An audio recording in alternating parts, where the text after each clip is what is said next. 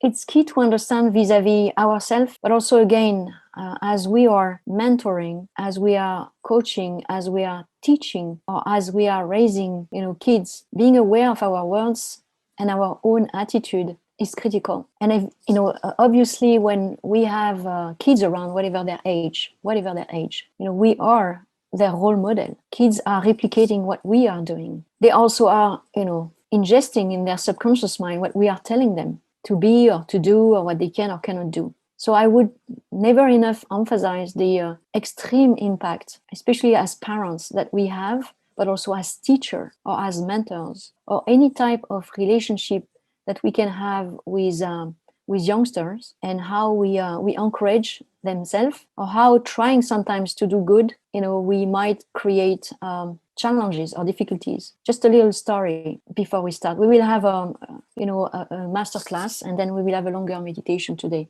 But I remember, for instance, always in my life, an event that happened when I was probably 13. So, the teenage age, where it's not always obvious to grow, a lot of fog in the mind and so on. But I went home from school, and I had a test, right? And it was a mathematics test, which was not my favorite. I came back and I had a very good grade on that test, mathematics. So I was very excited to come home and to find my mom and to show her, the results of my test. So, you imagine, because you have all seen this kind of, situation. You come home, for once you had a good mathematics test. It's the second time you had one. So you start to really believe, even if I'm not a big fan of mathematics, I can do it. And I met my mom. She was in the kitchen. She was preparing, the meal for the dinner. And I showed the test, super excited. So she took the test. And I always remember, because you remember what I was talking about? The immersive experience. I remember the smell of the kitchen. I remember I was in front of the fridge. I remember pictures on the fridge. I was looking at my mom, and she took the test and she said, yeah, that's great.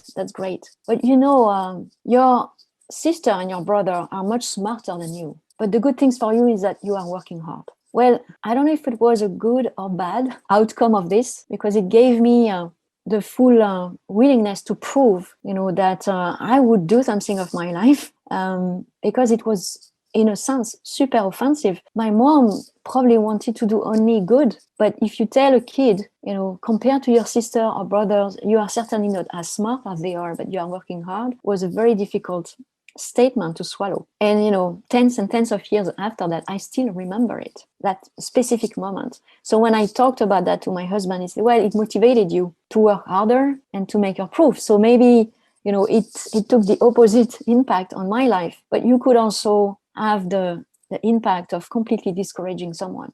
So it's just every single word we say, and instead of celebrating, making comments or assessment or statement, that are not really in a celebration mode, can have a huge impact and discourage our kids and teens to try. So this is really key that we remember that, and no matter what we are. So how meditation, by the way, is helping us as parents, teacher, or coach or mentors, and it can be in any type of activities. It can be in sport, it can be at school, it can be in reading, it can be first time, they try to do bicycles, or they try to swim, things like that.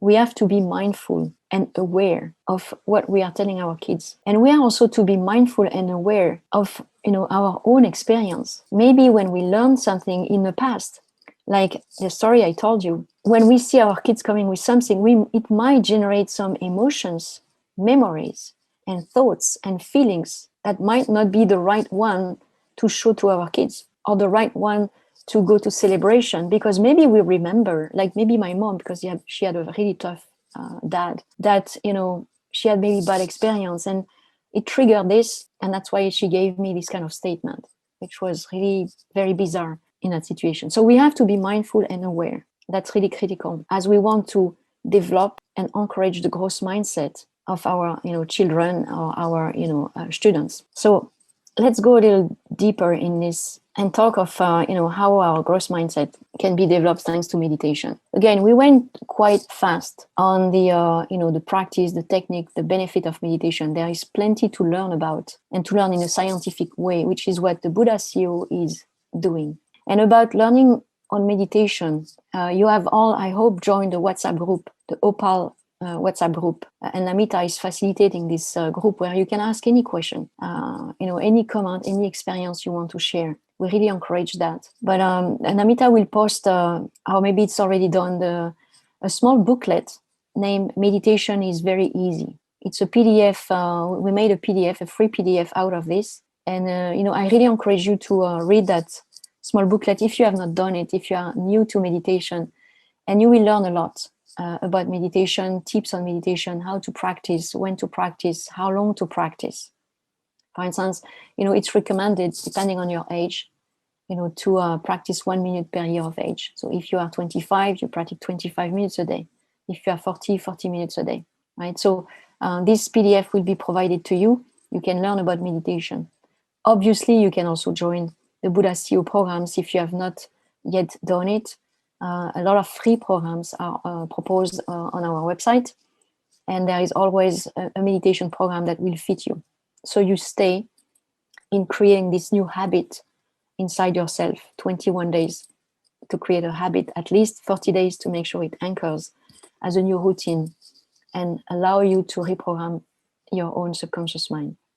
So back to this, in summary, we talked yesterday about how meditation is developing our brain, the gray matter, the hippocampus, the zone where where the brain is creating the emotion of fear is reduced through the meditation.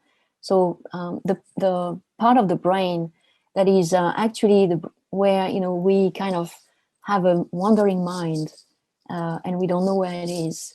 With the meditation, we're actually increasing the activity of this, because we are, instead of wandering anywhere, we are in alpha mode. We still wander, we still let go our mind, but in the direction that we want, to help us, achieve what we want to achieve, for instance, or go deeper in our subconscious mind and help us, reprogram our belief. So memory power, learning power, and with that comes the confidence in our abilities.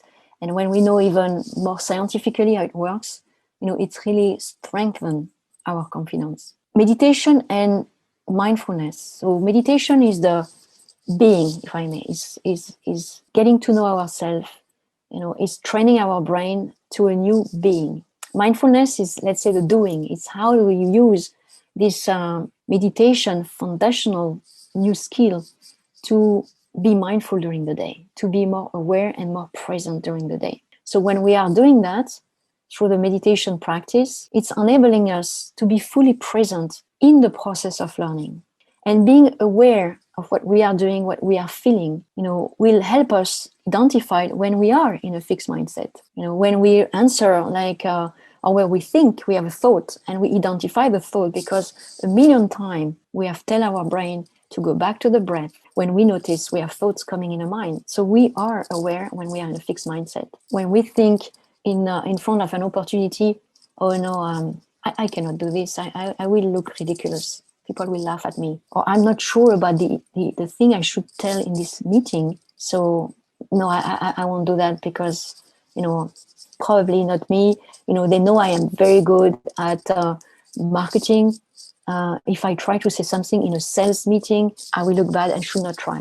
Being present is also allowing us to be very aware of our emotional state, and especially when we are learning. It will help us when we are learning something new, like a new language, a new skill for work, to identify the frustration because we didn't do something as good as we wanted. It's really super helpful for the student that there is an environment, where, they have been learning to recognize this frustration and not give up, to recognize also this feeling, the emotion of disappointment, and not go into the fight or flight mode when we are disappointed about, hey, I had to do this, this paper for school and my teacher didn't like it. I missed the point. Yes, it's a learning experience, but you can feel as a student disappointment, or as an employee, or as somebody at home, because we wanted to do something new, didn't work so well. I remember again my mom, who was not really in a growth mindset, but she was cooking super well. And she loved cooking because it was her way, to have wow from people, to have, recognition from people, to feel maybe good and create all these, feel good hormones and so on. Anyway, she was good at that. But the outcome of this was when she was doing something new, and she was trying not so often, because in case we were saying, she was always asking, what do you think? Which was good approach, feedback. But when we were giving the feedback, honestly, maybe too salty, or maybe you should add some spice, or the consistency should be a bit different. We were trying to help her, improve, but then she would reject and probably not do anymore this recipe. Okay, so it was more like, okay, I don't want. So she would test with the close family, kids, but she would never test with an extended family. Okay, because she didn't want to have any criticism. So recognizing this notion of disappointment, eliminating fear. One of the outcome of meditation, and all the meditators have seen that it's happening in the brain, but the fear of how I look, how I compare, the fear of taking risks, and it goes up to the fear of death goes away. So when we identify this fear or this discouragement, we can act on it, and instead of staying in that state, say, okay, I feel frustrated, that's fine, I recognize it, and I know why I feel frustrated, but I will not stay in my frustration for hours, creating cortisol in my body, creating stress, ruminating about it. I'm going to go out and look at this experience and see, how I can learn from it and do differently next time. Very, very important at work and in studies. People can see that. You can see you are frustrating. And showing vulnerability is fine. You can show, oh, I feel frustrated, to your team when you are a manager or a leader, or with colleagues when you are a project team leader, for instance. You can show it, but then you have to tell, okay, let's move on, let's learn from it, let's sit. And we do what we call the lesson learns. And also, meditation helps us stay in touch with our purpose. Okay, we have understood better and better through meditation what we like to do, what we are passionate to do, what we believe, we are here for. And this purpose can change over time. When we are students, or when we start having kids, we can feel different purpose, but we always know what we want to achieve, what make us happy. Next, meditation is helping us to be more patient with ourselves, with no judgment. It's not judging all the time what we are doing, feeling guilty, not forgiving us about our mistakes, no judgment. We just observe. We learn to observe ourselves, no interpretation, no making stories in our mind. And then because of that, we feel that it's safe. It's safe to fail. We accept failure as the opportunity to learn. That's also key, that, people at the workplace walk the talk about it. We talk a lot about this, but very little number of managers, for instance, are actually practicing this. And why? No judgment vis-a-vis them. It's because they are ignorant, about this notion of, no judgment. We learn, so they might feel very frustrated, unhappy with an outcome on, I don't know, a proposal or something, and start to lose their mind, as we say, and maybe yell at people or change their tone. When they practice meditation, they identify also themselves that they are frustrated, and they can help and make it a safe environment to fail and to learn from mistakes. We also celebrate our effort. We know we are doing our best. We are always in I will do my best mindset when we meditate. We create this notion of I do my best, no matter what the condition. If I am sick, or if I am feeling super energetic and good health, doing my best might be different, and I accept it. So I have maybe less capacity when I am sick, to deliver something for work or for the family and so on. But I do the best I can at that moment, and that's okay too. I don't judge myself. Also, meditation helps us understand this quantum field energy, this quantum physics, that is really opening us infinite opportunities. And I really recommend you to follow our workshops or our programs about quantum physics. It was a fascinating discovery for me. It's really changing the way you look at the world, at yourself, at the opportunities, at how you connect with others. We all probably have one time in our life, or sometimes in our life, this kind of feeling that there is something else, and I'm not talking about religion or something. It's across every human being. There is something else. There is something that is connecting us.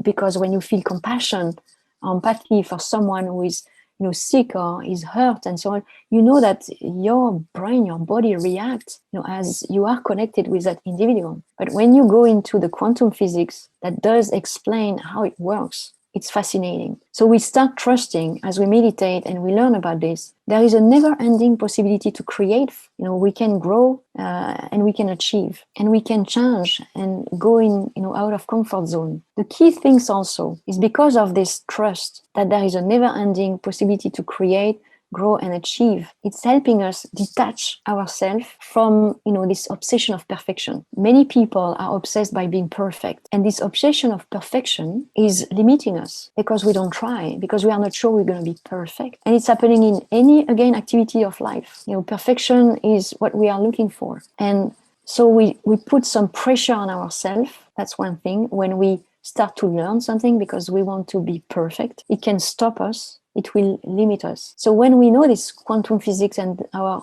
limitless capability to learn, we know also that perfection doesn't exist, because we can always improve ourselves, always improve a process, always improve a project. It's a never-ending story, which is wonderful. In the workplace, it has been translated into this agile program, and a lot of companies have deployed agile. Has not always been understood, but the key value is that you can always find something that you can improve in your skills, in your personal development, in also a project, in a process. So it's a never ending. So when we meditate, we understand much better this, and we let go the absolute obsession of perfection. We always are in a I improve myself, but there is no ending, which is quite exciting, because it can bring you to new horizons. Finally, we develop the sense of connectedness with others. It's encouraging us, when we meditate, to create fulfilling relationship, and to feel confident creating this fulfilling relationship. And then going into the growth mindset, which is our objective, we naturally look for support. We, look for support to learn. It can be people who want to achieve the same goal, or who have done something that we want to achieve. For instance, we dream about, going to Europe, but we always find a reason why we should not go. And at the end of the day, maybe we are just frightened about it. And we might meet somebody who has done it in the same maybe location, situation than us, and will help us. We look for support in everything we learn. People, groups, mentors. And the last thing that I want to mention is key. We have most of us, a sense of competition, comparison. So it's a kind of competitive energy. It's also a lot for the kids and the teenagers. They want to look good, they want to be better, and so on. But we turn this energy, when we meditate, to something that is more constructive. It's searching for excellence, and searching for excellence to grow ourselves, but also to serve others. I'm currently working with an organization named B Corp, and their reason to be is for the enterprise to not become the best of the world,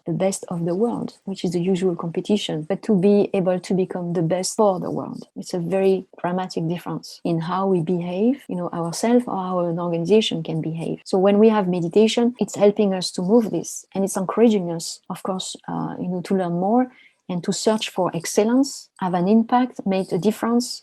So try new things, innovate, experience. So it's a lot of things to digest, but with meditation, I can tell you it's happening naturally. And, John was mentioning yesterday, was journaling. I really recommend that to everyone here in a growth mindset. We should take notes, start a notebook, and every day note what you learned, what was the difficulty. And then when you will look back 6 months, earlier, as you also practice your meditation, that will be very interesting learning for you. And you will see the journey that you had. So to close on this, one of the key change agents is really what meditation is helping us to live day by day, moment by moment, no matter what the event. And as I'm used to say in many courses, we are not any of us living in Disneyland. We have all difficulties. I was a mom, and I am a mom at home. I have a handicapped boy who is in a wheelchair. So every day, I am in a daycare mode. I am a caregiver. I have another son who lives in the US, and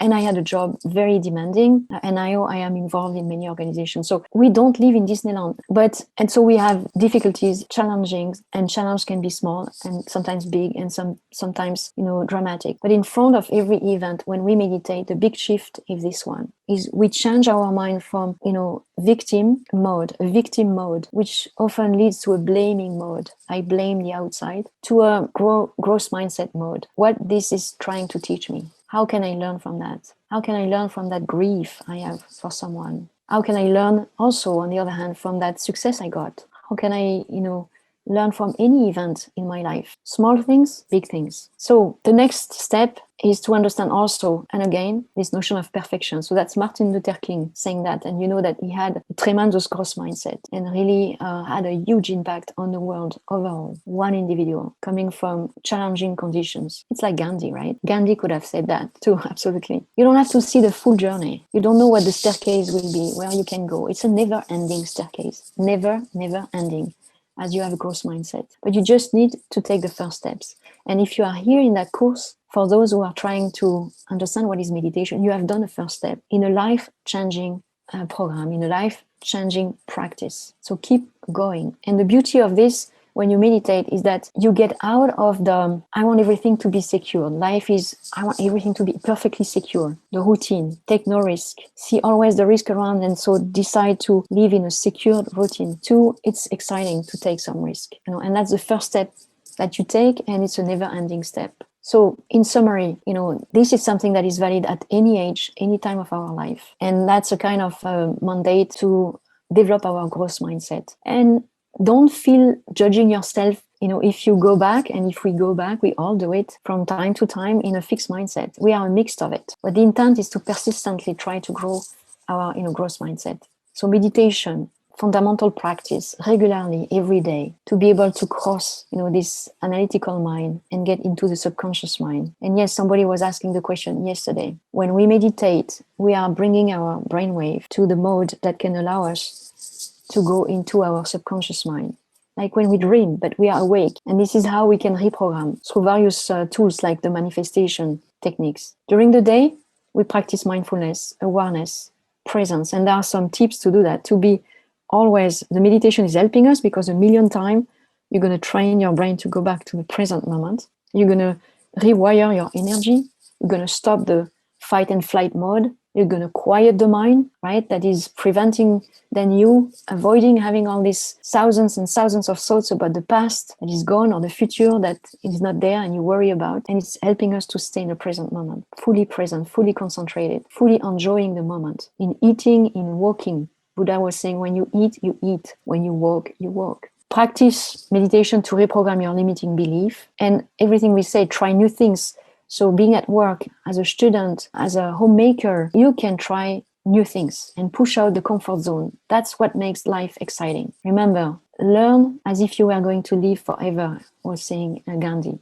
Take risk, responsible risk. It's okay to try something new and trust that the challenge will make you stronger, improve with practice. Always remind yourself that you can achieve anything with effort, with regular practice effort. We learn from mistake. Love yourself, believe in yourself. You can repeat that to you every morning in the mirror. I love myself. Look at what you are doing well. Not always focusing at what you are not doing well or that you are not doing at all. As human beings, remember, 80% of our thoughts are tending to negative thoughts. So we blame ourselves, we judge ourselves, and so on. So loving ourselves is like in a plane. Huh? Put your mask first, take the oxygen before you help others. Connect with others, go toward others. Like this movie, The Yes Man, go to others, it will change your life. And don't forget to congratulate others. So meditation is helping us also to rewire ourselves to gratitude, to enjoyment, to celebration, to congratulation and appreciation. Learn to receive it and enjoy it and be aware of it and mindful instead of saying, no,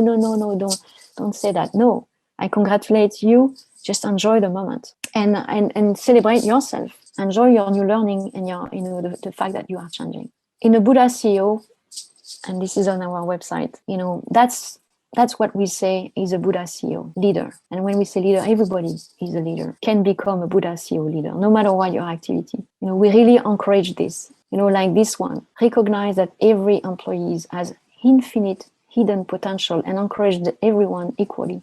Everybody can develop their skills. Abundance of opportunity.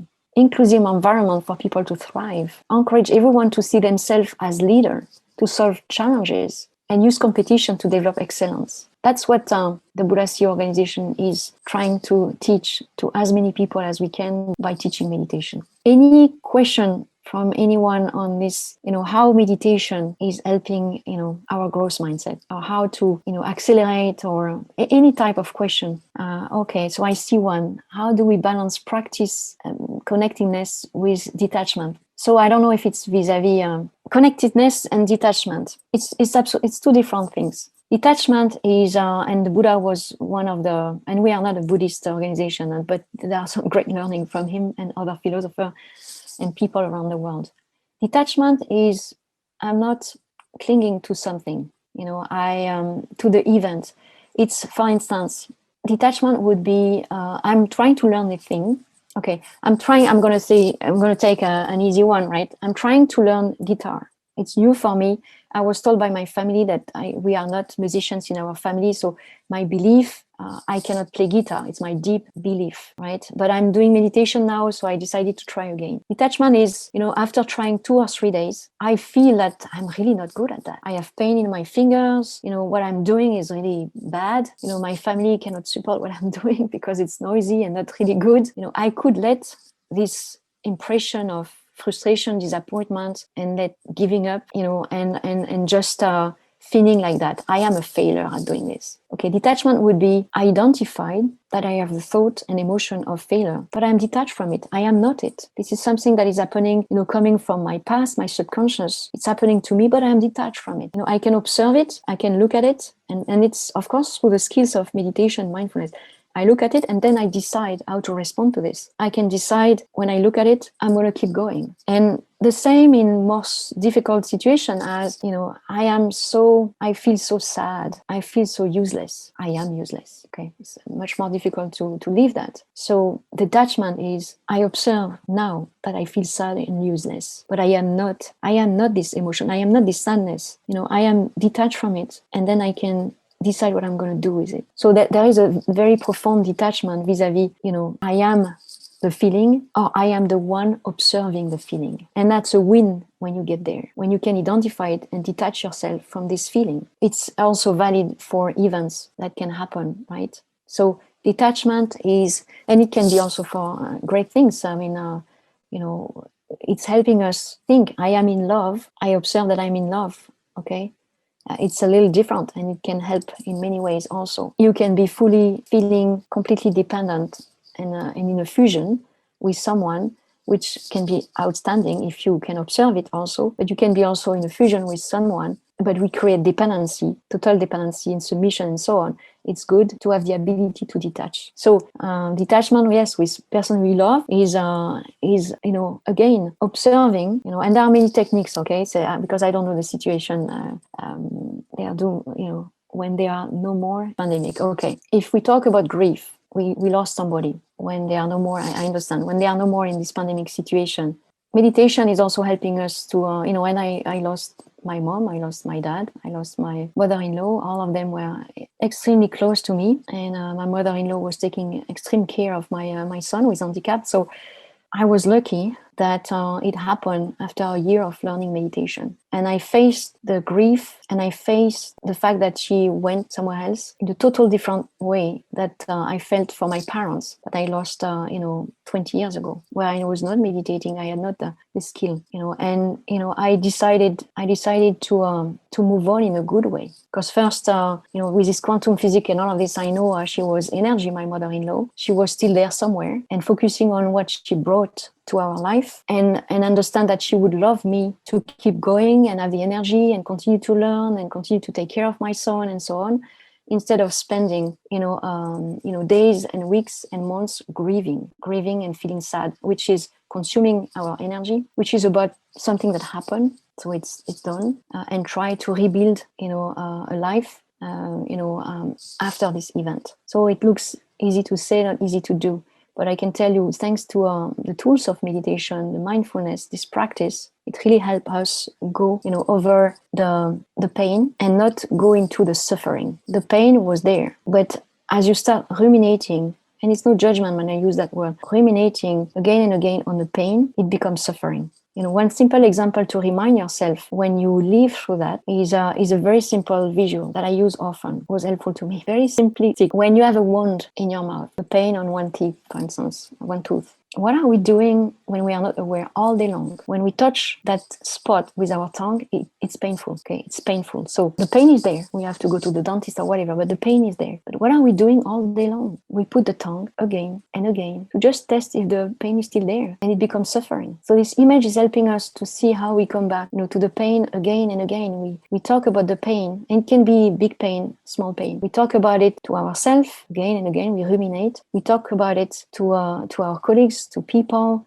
to all the time. And as we do that, in our brain, we strengthen this neuronal connection about that event. So of course, it can be a dramatic event. We lost somebody we love. It can be a smaller event. We got yelled at by our boss. But we have a trend to create and strengthen around the pain and then create suffering. So when we meditate, the pain will still happen in life of everybody, but we are aware and we are able to manage the suffering much, much, much better. So yes, John, meditation rewires the mind, and it completely changed the way we look at things. And it's the beginning of a journey. There are many books to read, many things to discover, but we really transform ourselves as we meditate. And we create also, these feel-good hormones, much more, sometimes 300 times more on some of them than when we don't meditate. And that's why some people, after a week of meditation, when we ask them, what do you feel? They say, I don't know, I feel joyful all the time. I feel relaxed and peaceful, but I feel joyful, and I cannot really understand why.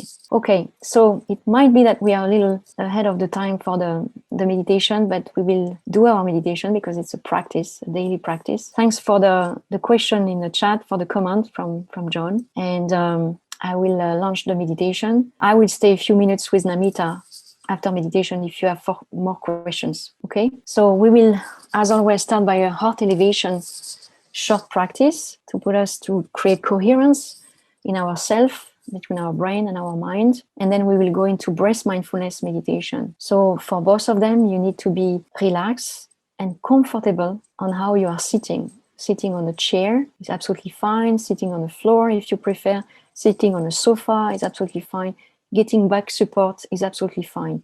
If you want to, you cannot cross your legs or you have a knee pain, you can, put your legs straight. That's okay. You put your hands when we're in breath mindfulness meditation, clasp finger into fingers.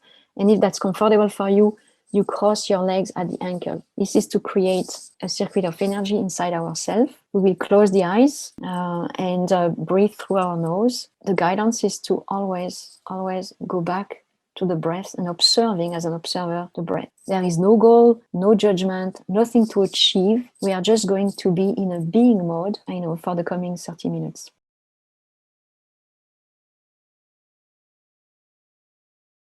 Welcome back, everyone. I hope you had a fruitful meditation, relaxing, peaceful. And for those who are beginners, that they will continue to practice every day. We are officially beyond the timing of the end of this day session and also this workshop.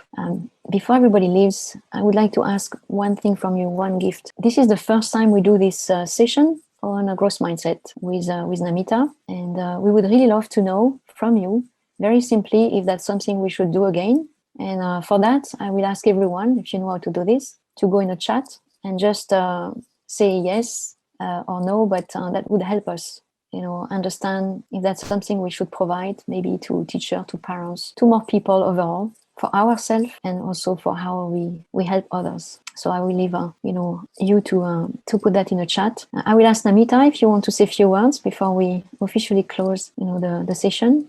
Any words on your side? Growth mindset. Thank you again for all your help. It was a pleasure, madam. In fact, each day is a learning for me, and it was a great experience to have listened to you. I am also enriching my knowledge through these sessions, and I hope everybody here has been enjoying as much as I am. Thank you so very much, and I look forward to many more sessions along with you. Thank you. Yeah, thanks, Namita. Anybody wants to share something? We'll take 5 more minutes and then officially close this workshop. Again, you can find us, and you know how to find us because you enroll yourself in this session. But for those who are new to meditation, I really recommend you to enroll in a program so you can go and practice regularly. And that's part of the growth mindset, learning something new. And I can tell you something that will change your life. I have seen thousands of people who gave that feedback. And these days, we all need it. Managing our stress, being compassionate, keep learning, and still find a way to enjoy life, every moment of life. Actually, today, for those who don't know, in France, it's a big day because after about 6 weeks of the third time of lockdown, today we are still not completely free. We have a curfew, but non-necessary shops are opening. So not only the food or the pharmacy and so on, but now we can go and take a coffee outside of a cafe on the terrace, or we can go and look at some new shoes if we need them. That's today. So everybody is super excited in France, as we have been in lockdown since 6 weeks and in curfew since before Christmas. So the curfew is still there, but it's going to move from it was 6 p.m. then 7 p.m. now it's 9 p.m. As a meditator, I want to celebrate because it's just fun, and I see all the good things and not complaining too much about what is still not there, but it's coming. We have the chance also to get some vaccine and so on. Thank you for all your comments in the chat. So I understand that we can probably is being shaken up with a jar. Yes, you are not doing anything wrong. If you have somebody is asking you that they have a jerk, so I guess some movement, it's normal. The nervous system, sympathetic, parasympathetic, they are rebalancing themselves, and it's your energy. So just observe, no interpretation, nothing. It's normal. On my side, when I started meditation, it was the opposite physically, and it was a bit scary because it was the first time there was no Buddha CEO to help me at that. I felt like a stone, like a frozen stone after 10-minute meditation. But I was told, observe, and that's going to be fine. And actually, it was part of the process, and that's how I started to change in my body and my energy, and I was getting rid of my back pain. Yes, great victory for France, but it's a growth mindset. It's the journey to a new freedom. Thanks again, everybody.